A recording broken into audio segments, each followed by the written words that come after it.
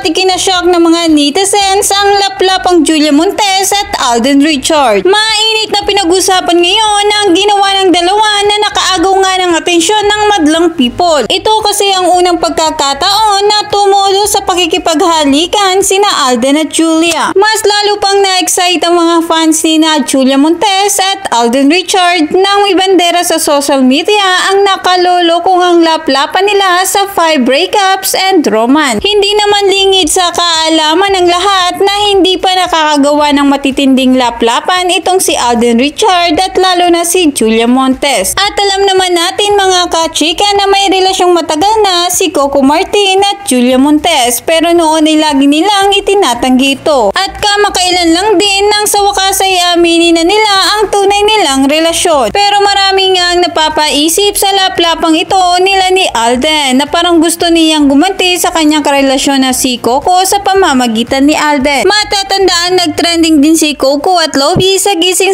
nila sa Batang Quiapo at hindi kaya nasaktan si Julia rito. Hindi man kumpirmahin ni Julia ang tungkol dito ay nahahalata naman ito ng madlang people. Kaya kahit ng direktor at film producer na si Antoinette ay hindi nakapagpigil sa mainit na laplapan ni na Julia at Alden. Kaya di napigil ang di-post ang nasabing eksena. Kuha ito sa trailer ng pinakaabangang 5 breakups and romance. Sa nasabing pelikula, gaganap si Alden bilang si Lance Sandoval habang si Julia naman ang magbibigay buhay sa karakter ni Justin. Dito din nila sasagutin kung paano mo ibabalance ang trabaho pagdating sa pag-ibig. Yan ang ating abangan mga kachika. This is your Project EU. Please like, share, and subscribe. See you at my next chika.